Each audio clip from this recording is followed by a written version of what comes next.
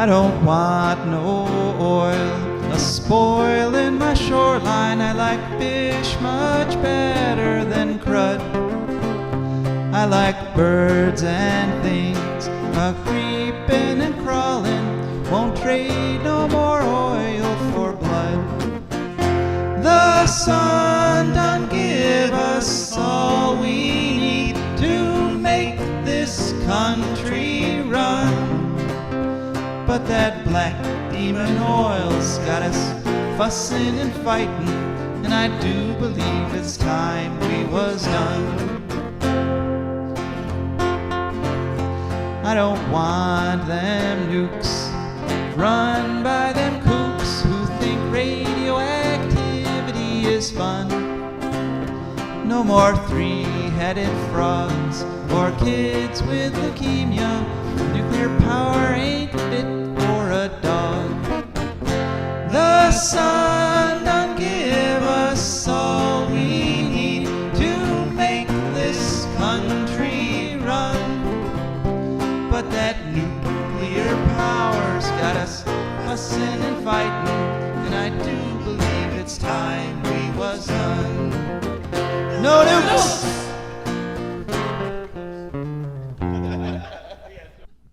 Good morning, Toledo, and good afternoon, Columbus. Hello to those listening on the internet, wherever and whenever you are, and of course, good evening to our fans there in Bowling Green, Ohio. This is Joe DeMare, and you are listening to an incredible hour of radio called For a Green Future. For a Green Future is a show where we talk about ecology and the environment, and we talk about them in the ways that affect you, your wealth, your health, your happiness, the wealth and health and happiness of your friends and your family and your coworkers, and the trees and the flowers and the seed heads and the algae blooms and pretty much everybody and everything, because like it or not, all of us are wrapped up together on this fantastic planet called Earth. And of course, part of who we share the Earth with are viruses.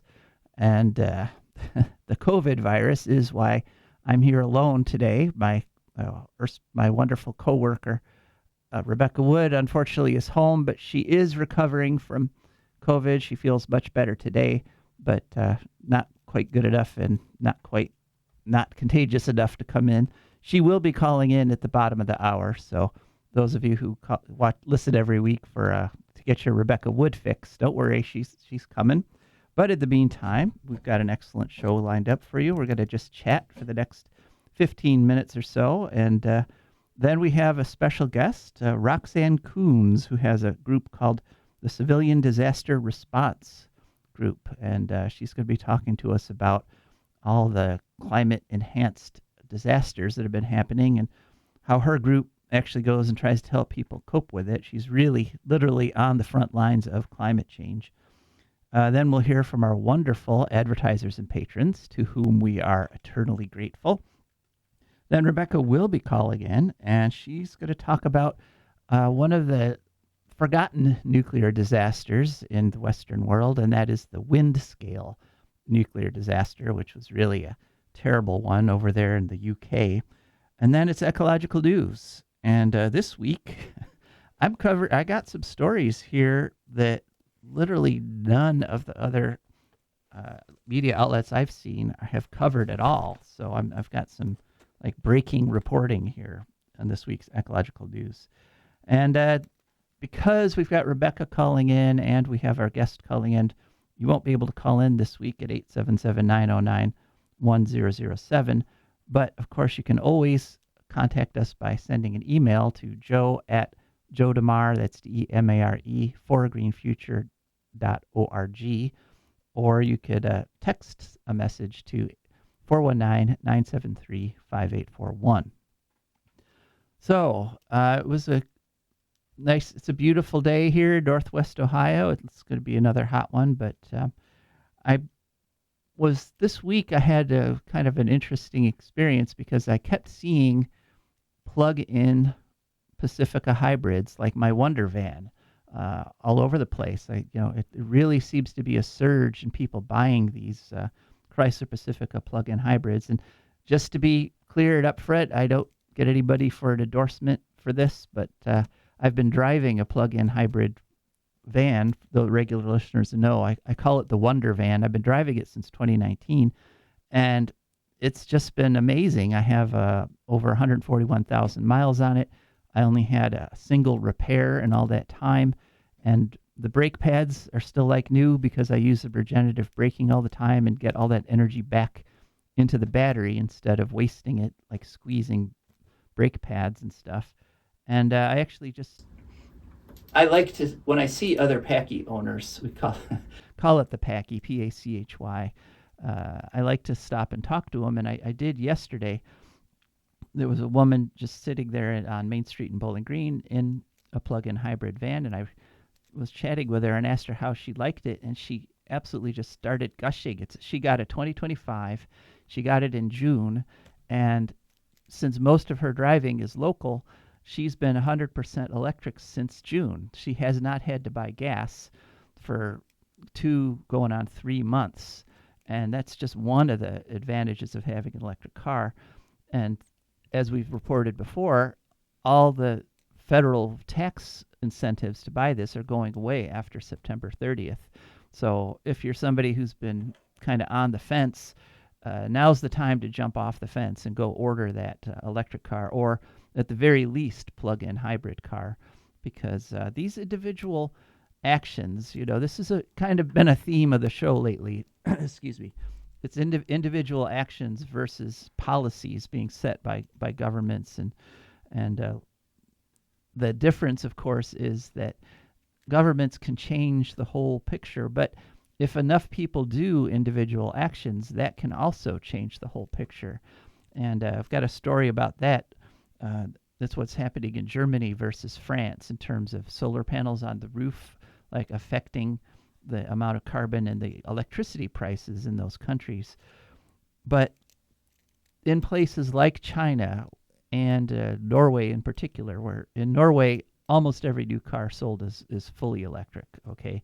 And one of the reasons, of course, is that those countries, the northernmost countries, are feeling the effects of global warming even greater than the southern countries, because the amount of global warming change increases as you head towards the poles, which we often forget that because we're kind of midway between the equator and the pole. And so we actually get the least amount of effect from global warming in our little strip of the globe. And so we forget that the northern climates are changing even more rapidly than they are here. And so even though we get these heat waves that feel terrible, and now that moisture in the atmosphere is actually coming up here from the Gulf of Mexico, it's even worse up north. And so there's no debate up there. And so pretty much everybody in Norway has, as a society, as individuals, they've decided to go ahead and switch to electric cars because, again, as an individual, the single greatest source of carbon you are producing is from your car. And I know people say, and it's a legitimate concern. People say, I can't afford to buy a new car. I can't afford to buy an electric car. But one of the things that this woman I was talking to yesterday pointed out is that she has saved in that time not having to buy any gasoline for almost 3 months. She saved hundreds of dollars. She said, close to $200 in just a few months. And so think about your monthly budget and how much your monthly budget would improve if you were able to buy gas for like $1.50 a gallon, which is roughly the translation for charging an electric car versus buying gasoline. It's like getting gasoline at $1.50 a gallon. How much would your monthly budget, how much easier would it be to make your monthly payments if you were only paying $1.50 a gallon for gas? And of course, if you buy fully electric, no more oil changes, no more brake pad changes. Maintaining an electric car is, half the cost of maintaining a gasoline engine car. And it's like $10,000 a year to maintain an electric or an internal combustion engine car, a gas powered car. Imagine if you could cut that in half, which is exactly what happens. And how many years would it take for you to make back that difference? And of course, you would be helping the transition. You'd be on the right side of saving the planet. And if Rebecca were here, and I know she's listening in, and maybe she'll comment on this when she joins us at the bottom of the hour, she, of course, would point out that not having a car at all, that being able, having the structure, having the infrastructure to rely on public transportation would be better yet. And she's absolutely right. And that illustrates the difference between us trying to fix the global warming problem through individual action versus having it being done through governments and through structural changes. We're going about it as a race. We're going about it backwards in terms of the American government.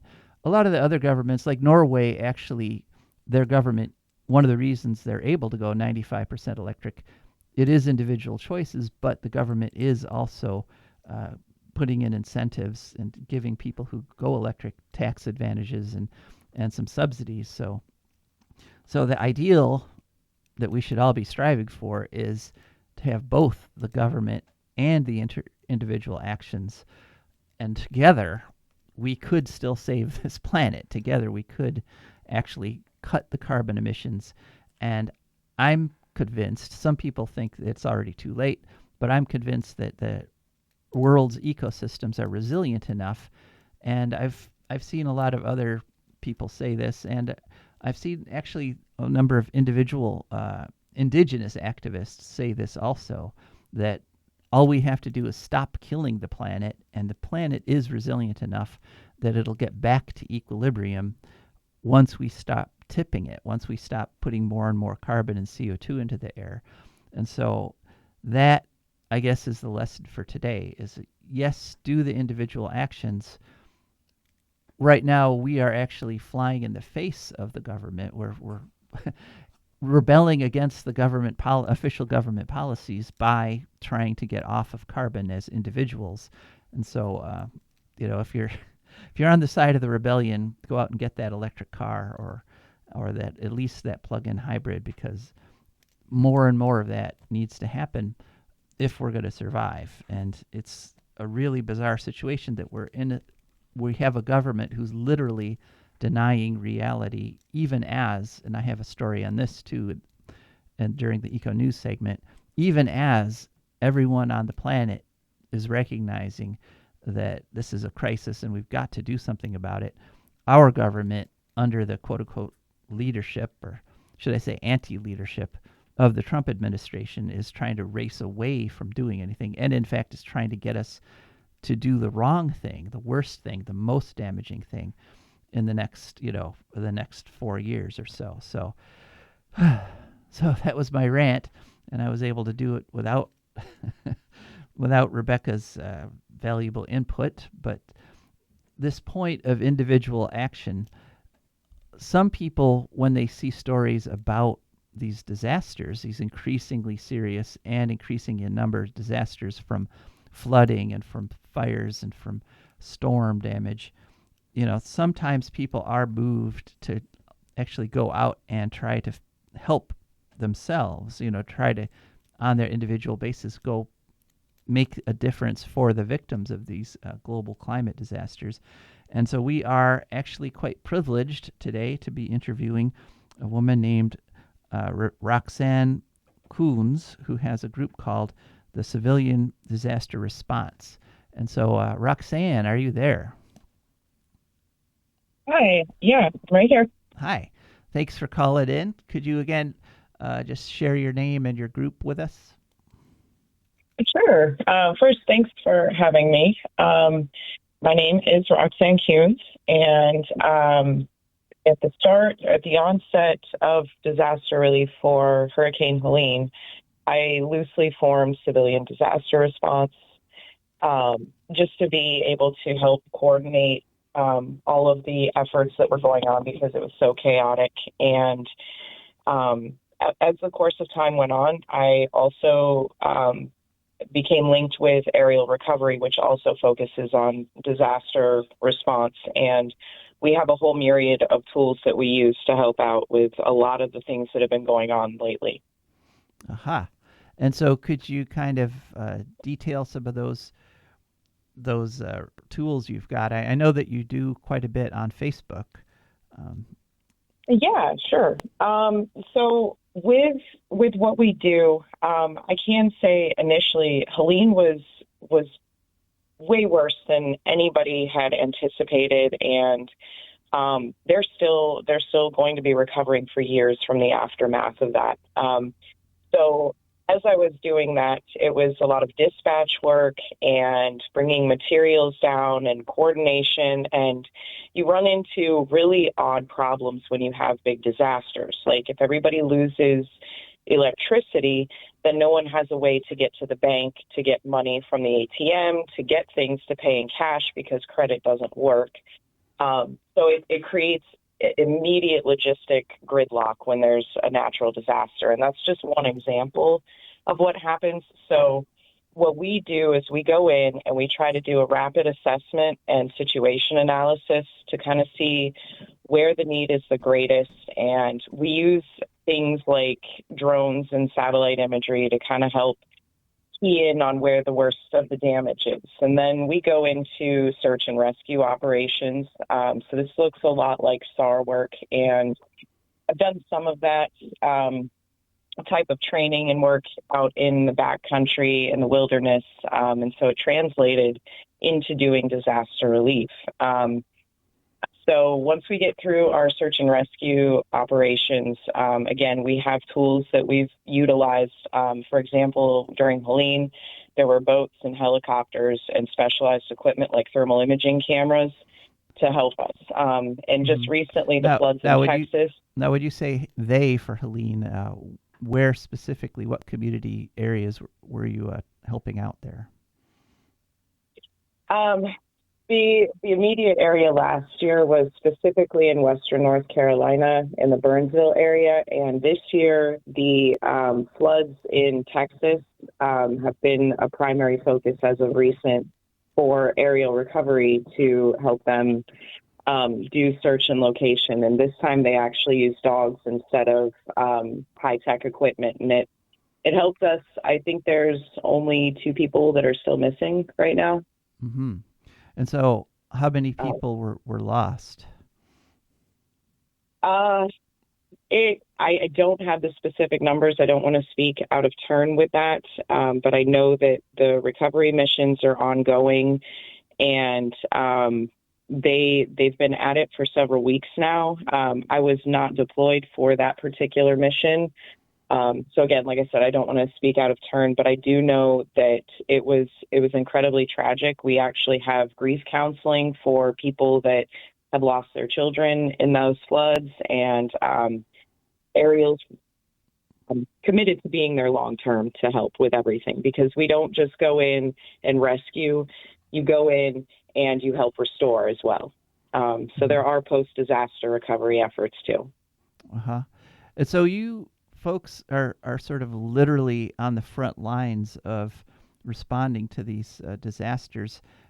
Is there any doubt amongst the people doing this work that the climate change, that the global warming and enhancement of these storms is real? That are you seeing things that make you doubt that there's such a thing as global warming, or are these disasters kind of reaffirming the reality of it? Well, I think there's no doubt that we've seen an uptick in extreme natural disasters, and the devastation is undeniably worse than the things we've seen in the past. So there's a lot of compelling evidence that leans toward that. As far as the origination point, I'm personally of a mind that it's a conglomerate of things. Like, yes, we do have the ability to do better, be better for our planet, and those things have huge impact. But we also look at things like that are far, far out of our control too, that we've been watching lately, because we also respond to those kind of disasters. The volcanoes and the Ring of Fire and the earthquakes that have been happening, we're paying very close attention to that type of thing. And that's a type of natural disaster that we have very little control over. And so those things, the earth is dynamic and it moves and changes. And so we have to work with the earth, I believe. And I think that, you know, we do have a hand in that, and we can do preventative things to be better stewards of this earth. Absolutely. Hmm. So, you're talking about things that are sort of unprecedented, and I was following some of your Facebook posts. What is like the most shocking thing you've come across when you like first come into a one of these disaster areas? What has sort of struck you? Which of these things kind of struck you the most viscerally when you saw what had happened? Um, it it's destruction on in some cases. Like a great example is in Helene. I do refer back to that often because that is where my heart was for this, and I've really expanded since then. But one of the things that was really challenging um, is just to see when the sunshine comes out after one of these storms. It's one of the most bizarre things because there's just all this destruction. And there was a family that I had seen. They were sitting on their porch because their entire house had been submerged, and you just really see the grit and the power of the earth in a way that's very hard to control, and people lose everything. That was one of the things that struck me the hardest is these disasters. There's very little awareness and preparedness in advance. People definitely need to be educated more now because these disasters are happening in strange places and more frequently. So, having emergency preparedness kit, educating yourself on an evacuation plan. Um, the floods that happened from Helene, I had never seen entire mountainsides in the Appalachians just disappear. It was really stunning to see, like straight down to the bedrock, 60-foot floodwaters running 200 miles an hour, just crushing everything in its path. And it creates its own type of debris field at the front end, like a lahar would, and it chews up everything like a slow moving machine. And it's hard to look at the aftermath, especially like I said, when you see the sunshine come out and then the weather's fine afterwards, but everything's destroyed, and dirt and dust and disease all form after that. And you have the issue of human trafficking when people take advantage of lost children and people that are displaced. Oh, that actually I never thought about that in conjunction with natural disasters. That adds a horrible layer of evilness to the terrible Yeah. situation. Hmm. People take advantage of people in all kinds of unfortunate situations, and that's what the groups that I'm connected with, that's what we try to fight against, is just saving humanity and honoring and cherishing the value of human life and trying to help these people rebuild their communities that they've lived in most of their lives in a lot of cases and don't really know anywhere else to go. It's their home, it's their family, it's everything. Hmm. Well, and there's the idea that eventually there will be no other place to go. I mean, the effects of global warming. We keep using the word global. Um, that there's a reason we say global is because the scientists are telling us that ultimately there is no safe place to be. I mean, some places are relatively safer than others, but no place is actually safe. So how do people hook up with your group? I mean, you talk about you're all volunteer, or are you partly professional, or what's the description of your group? I'm involved with several different groups, so it's kind of a hybrid. If you want to check out what I do personally, which is some dispatch work, or if you want to get tapped into knowing how to get into disaster relief, and we do it globally too. I appreciate that you mentioned that because there's been wildfires in Turkey and floods, and it's everywhere. You are absolutely right. There were floods in South Korea. So these disasters, we don't just respond in the United States. So that being said, my personal stuff, you can go to Facebook and look for Civilian Disaster Response. It is a public page. And I do post updated information about the most current weather anomalies and disasters that are brewing or that have already occurred, and how you can get involved with helping. On the flip side of that, I am also affiliated with Aerial Recovery. They are specialists of humanitarian special operators, and we go in and do all of these rescue missions, mostly in the Caribbean, South America, and the United States. If you are interested in helping, they always need volunteers. They're specifically taking volunteers in Texas, so you can go to aerialrecovery.org to get involved. And they also have a program for veterans called Heal the Heroes, where you can go in and they take you for training for a year, and you're repurposed as a veteran or first responder to help with disaster relief and anti-human trafficking. So aerial recovery suggests that they're using helicopters, or what exactly are they doing? Aerial recovery is a full service disaster relief and anti-human trafficking organization. So they go it's the full suite of things. So assessment, search and rescue, medical assistance and triage, emergency aid distribution, restoring communications, collaborating with local authorities, post-disaster recovery, and prevention of sexual abuse and trafficking. Okay. Well, thank you very much, Roxann, for coming on the show and doing your good works there. Anything you'd like to add? Anything we haven't mentioned yet? Yeah, first, thank you again for having me, and I really appreciate you bringing attention to these critical needs. It is happening everywhere, and it's really important to build awareness of how we can navigate these disasters as a human race, because we all face it for sure. Okay. All right. Well, thanks again, and keep up the good work. Thank you. You have a good day. You too. Bye.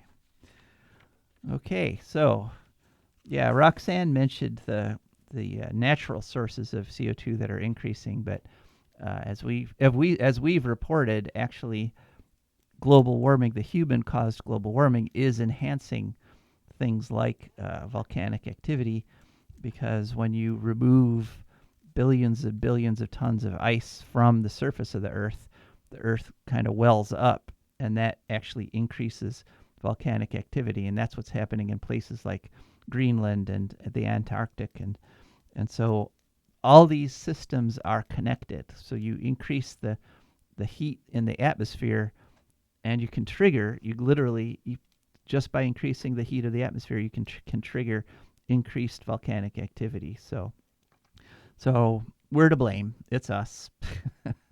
So, but we're very grateful to have Roxann on, and we are also very grateful for our advertisers and patrons.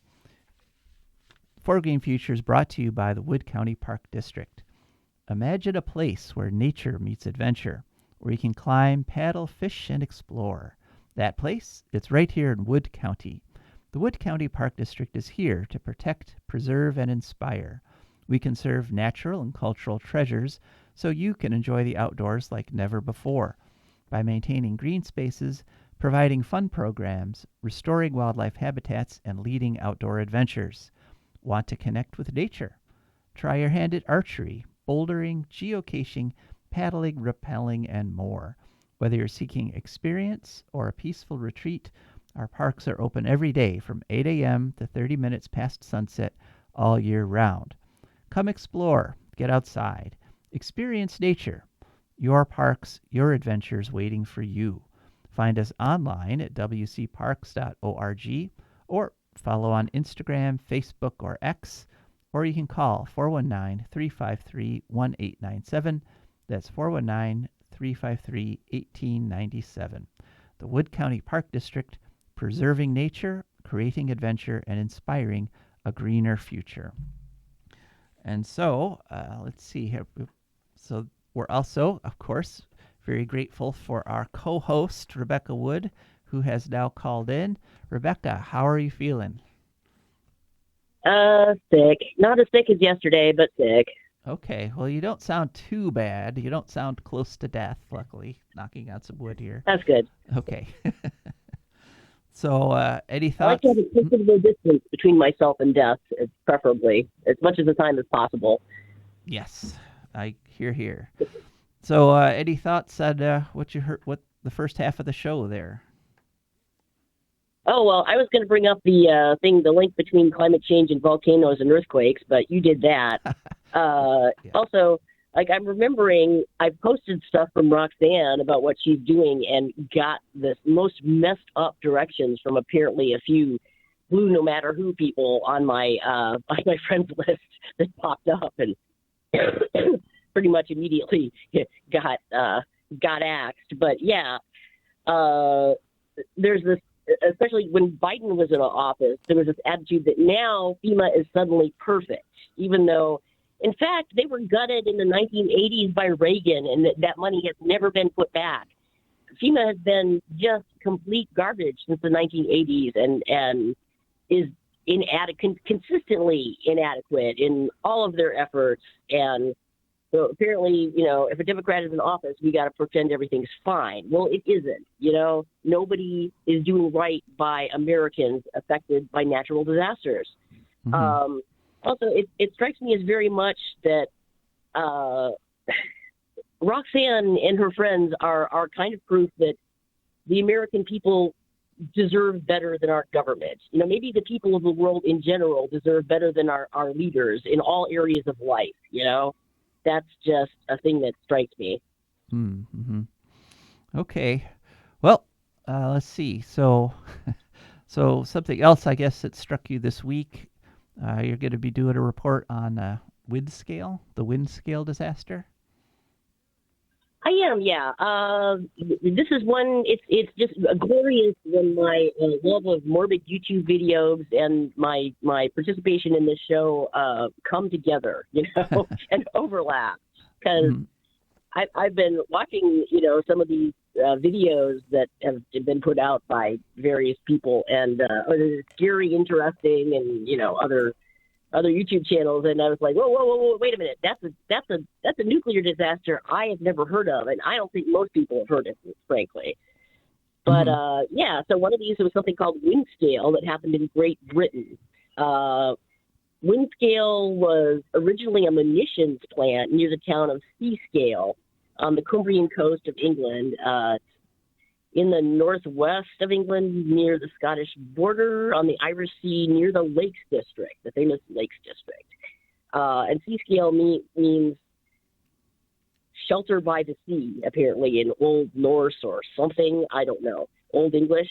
So, yeah, they called it Seascale after, Windscale after Seascale, the town. And it was built in the late 1940s during the Cold War to produce plutonium for Britain's nuclear weapons program, which the United States gave them the technology for as part of a program to help them develop their own nuclear weapons program. Lucky them. So, yeah, it had two air-cooled graphite moderated reactors. I don't know if that's how common that is. They're called the Windscale piles. And, yeah, they were built on the old Windscale site, so it already had that name. And then, but in 1957, all went well until 1957, it caught fire. It did this apparently because they were doing something called they were doing something called a Wigner release, which is a release of energy, a Wigner, Wigner release. Mm-hmm. There's a process that releases energy from the graphite core. And according to Sarah Min, who wrote this in the paper for our Stanford coursework, this is it's also referred to as annealing, which is a word that, being from the glass city here, I immediately associated with glass, which after you make a glass thing, you do a thing where you slowly cool and they cool off the glass, and they call that annealing. But apparently, like, the whole annealing process is that you superheat something and let it very slowly cool off, and this releases the energy from the graphite core. Most commonly, annealing is used to refer to glass and metals, Graphite is not a metal. It's not classified as metal, but it has a lot of metal properties. So it's kind of almost a metal. So I guess you can anneal it. I don't know. But the process was not properly controlled, leading to nuclear fuel overheating and igniting, which is not good at all. Not good at all. Right. 'Cause graphite is just carbon, and if you heat it up too much, it just burns and makes CO2. Right, exactly. So, this led to radioactive iodine being released into the atmosphere, and then apparently it's an area with a fair amount of dairy, and milk was banned within milk, giving people milk that was made there. Sorry, COVID, my head's not right. Was banned within a 500 distribution. That's what I need, distribution kilometer radius of the Windscale plant. It was only for 8 days though, because iodine has a very short half-life, but still it managed in that time to produce 200 cancer cases. It is estimated. I think by the British government. I'm not sure where that estimation comes from. So it had a little bit of a history of problems, though, all along. And, apparently, other interesting facts from Sarah Min, it provided the plutonium for the first UK nuclear weapons test. It's the worst nuclear disaster ever in the United Kingdom. And also, for many years, it was the worst nuclear disaster period until 3 Mile Island happened. It was a level 5 on the International Nuclear Event Scale, and got that already. So it's pretty significant, and I'd never heard of it. Just nobody is teaching you about this stuff in school or elsewise, basically. And Well, and the problem is it also has. Sorry, go ahead. And I just want to add two things. One, I thought at the time, I remembered that there were a couple of the workers who looked over the edge of the burning pile and got massive radiation doses, and I think might have been killed. I gotta have to check. Oh no! Okay. Yeah, I gotta check. Yeah, check that one. I don't know. Yeah, But that probably happened. But I don't know. You mentioned graphite reactors. Chernobyl was also a graphite reactor that caught fire and exploded. Oh, yay. And the U.S. actually had, I believe it was 4 commercial graphite reactors that, in a rare exhibition of, sanity, after Chernobyl, the U.S. shut down all its graphite reactors. So that was nice. Right. And then the only other thing I would add is that the nuclear industry changed the name of Windscale to Sellafield. Yes, it did. Yeah, Sellafield now. Yeah, Sellafield. Yeah, and since then it has had more disasters. In 2005, a pipe fracture released 83,000 liters of acid containing 20 British tons of uranium and 160 kilograms of plutonium. In the 1960s, the remaining reactor had been repurposed to reprocess nuclear fuel, and the 2005 accident had no injuries, allegedly, but safety measures were found to be lacking. Which brings me to, this is my zinger fact for the climax here. Possibly the creepiest thing about this whole, well, maybe it's not the creepiest thing, but the most lurid example of something that the British government did about this was between 1961 and 1992, it was revealed in 2007. Yeah, revealed in 2007 that during that time period, the 60s to the 90s, the British government, I think it's the nuclear industry that does this, but it's basically the same thing.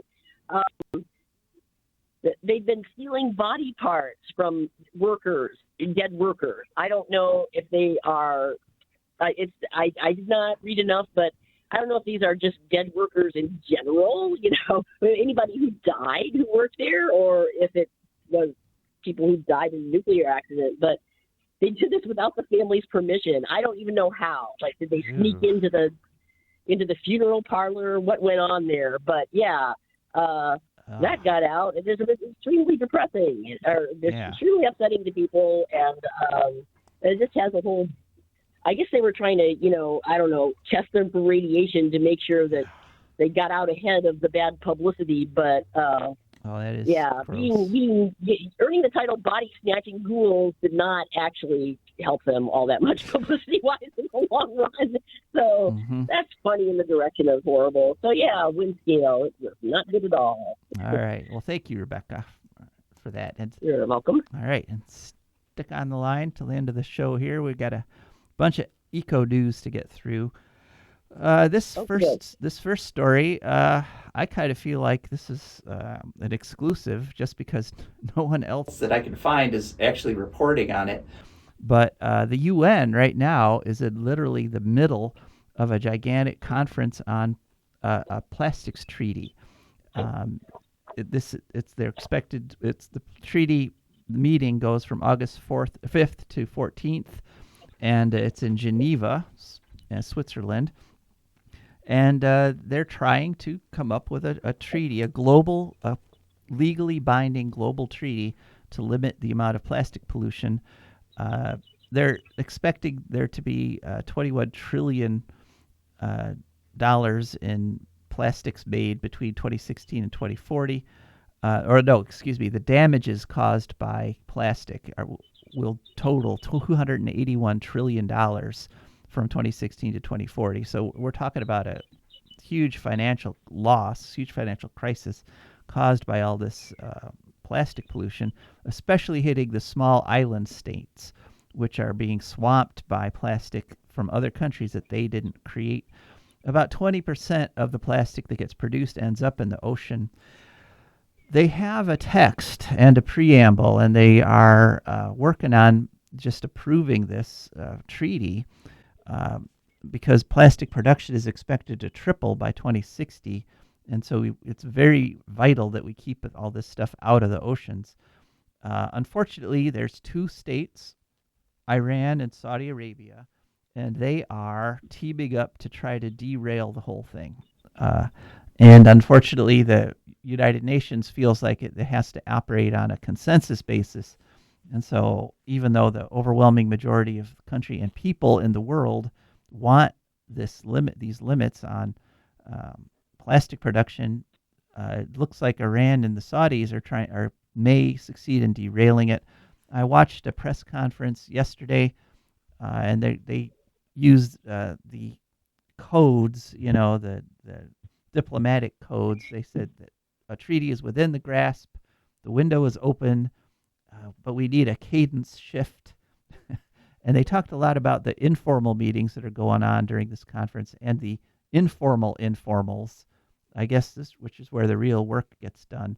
So they're working on it, but these two countries may succeed in derailing the whole effort. So let's hope they don't. Okay, next story. We're going to stay international for a little bit here. And this story is off to Brazil. And there's a story in the Ecologist, July 22nd. And the title is simply Highway to Hell. And they're talking about BR 319, which is a road that is going to go through, they want to go right through the heart of the Amazon rainforest.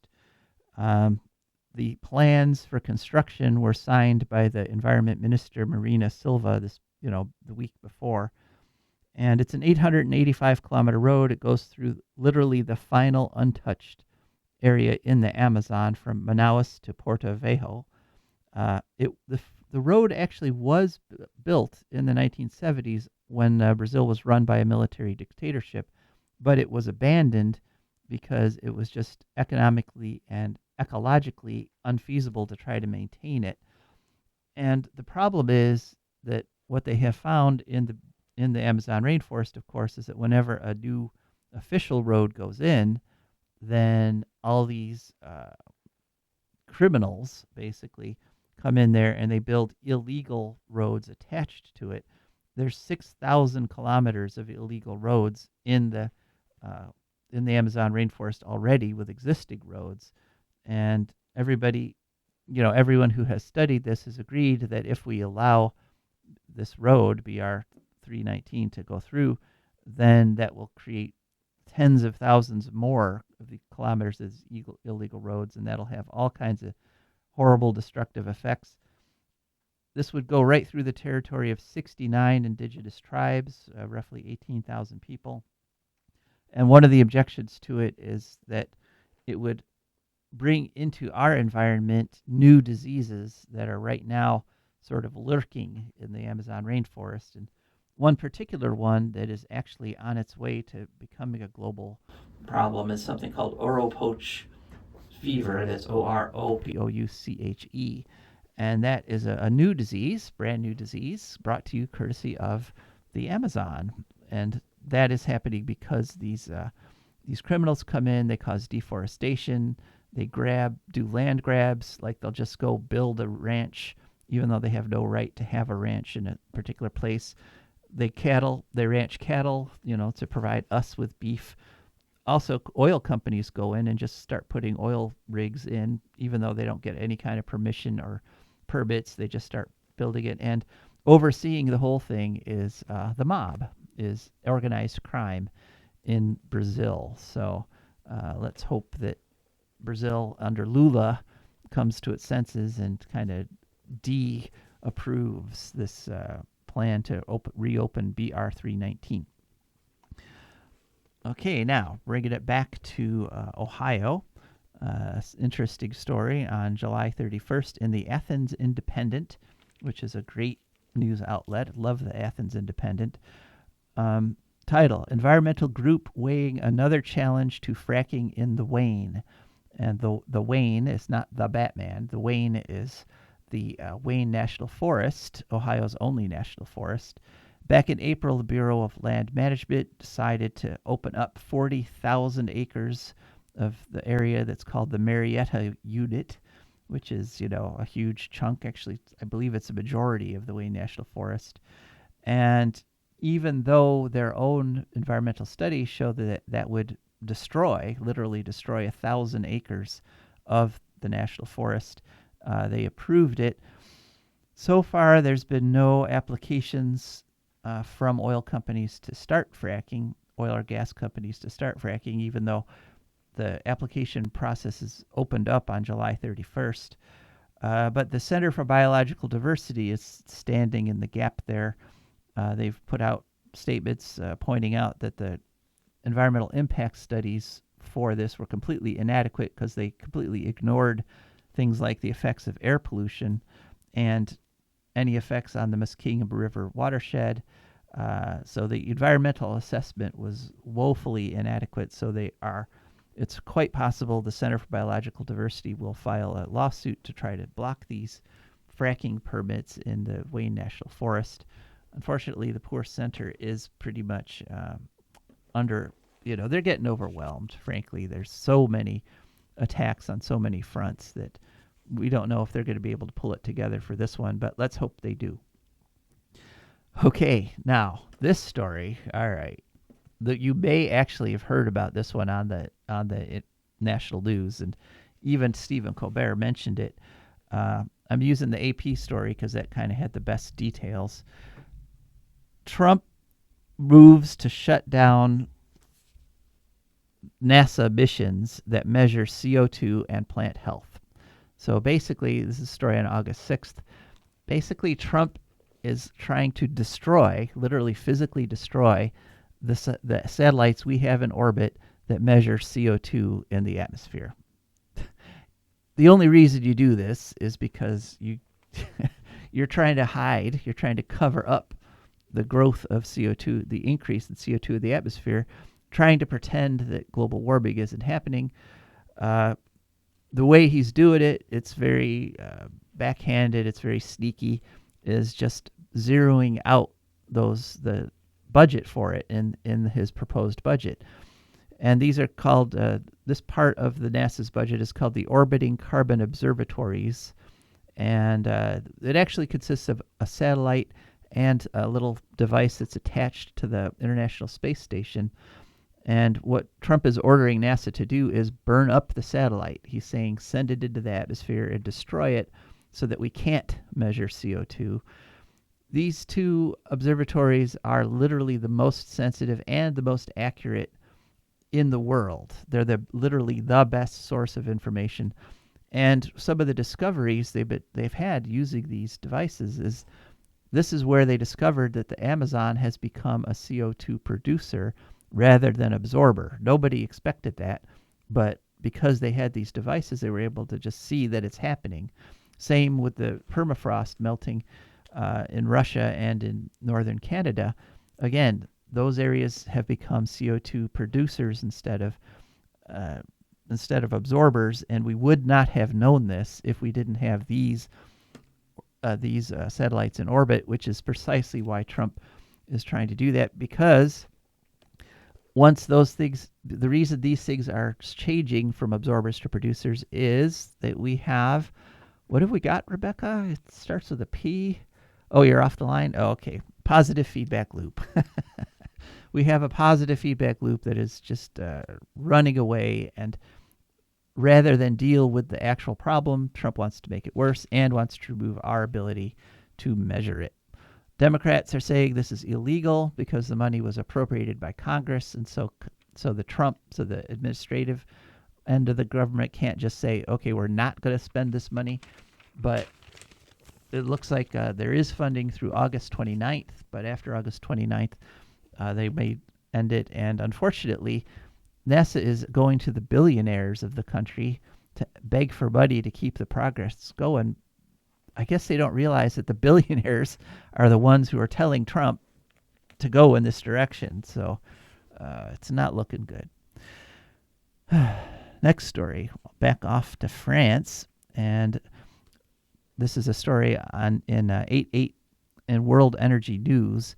Basically, the French nuclear plants are shutting down again because it's too hot again for them to cool themselves using water in heated rivers. The heat wave in France have forced the nuclear industry to reduce down to 75% capacity, even though demand is going up in France. And the wind power is, of course, dropping because that's what happens in the summer. Wind speeds decline. But solar, the German solar is surging, and so that's kind of making up for the French nuclear plants crashing. German solar over the next week is expected to increase from 16.6 gigawatts to 19.4 gigawatts. And at the same time, because a lot of this is rooftop solar, German demand is actually dropping about 770 megawatts as the solar panels on the roofs of these buildings and houses they supply the electricity behind the meter. And by doing that, they reduce demand on the grid overall. Whereas in France, where they don't have a lot of rooftop solar, but they're dependent on those horrible nuclear plants, their demand is going to surge 1.8 gigawatts because of this coming heat wave. And, once again, we see nukes unable to cope with a warming world and solar coming in and saving the day. So that is pretty good. And then another little bit of good news, they did a big poll over in Australia, and the Australian Climate Council released a report. New polls show Aussies back strong climate action as unnatural disasters deny productivity. Basically, there was a part of the government called the Productivity Commission, and they've studied it, and it turns out that all these heat waves and floods and storms and wildfires, are actually reducing productivity, reducing economic activity in Australia. And so 77% of Australians want stronger action on the climate. Only 13% want less. So even in Australia, which is leaps and bounds ahead of us in responding to global warming, you've got that little hard core of insane people, that little 13% that still want to deny reality. But a vast majority of Australians want the government to do more. And that actually, I'm just including that as an illustration because that is true around the world. Everyone, the vast majority of people, not just the vast majority of Australians or the vast majority of Americans, where our polls show the same thing, that we have roughly 3/4 of us want stronger climate action. Everyone around the world wants it, except that tiny fraction of people who are the crazy ones, who just don't, there's literally no reasoning with them, and B, the small part of the population that is actually personally benefiting from things like increased oil company profits. And so that's where we are. So don't worry, you're not alone in feeling that we need to do something. Almost everyone in the world is together on this. It's just that the wrong people have control of the reins of power. And the final thing I wanted to talk about this week, and that is I wanted to mention the Ukraine-Russia war. It's a terrible human tragedy, but I wanted to talk about the ecological aspect of it. And what is happening right now in Ukraine is both Russia and the Ukraine are increasingly targeting each other's fuel depots. And if you follow the war on YouTube or in the news, you see more and more pictures of oil depots just burning. And every time that happens, that puts millions and sometimes billions of tons of CO2 directly into the atmosphere. So this is oil and gas that got pulled out of the ground, put into storage, and then never even used, but goes, again, right up into the air as CO2 pollution. War sucks in every respect, and also especially in the climate respect. So we got to come to our senses, folks, so we got to do it fast. We do not have much more time, and we are out of time on the show. Thank you so much for listening. Thanks to our guest. Thanks for Rebecca for your contribution. We'll be back next week. This is Joe DeMare signing off. Run by them kooks who think radioactivity is fun. No more three-headed frogs or kids with leukemia. Nuclear power ain't fit for a dog. The sun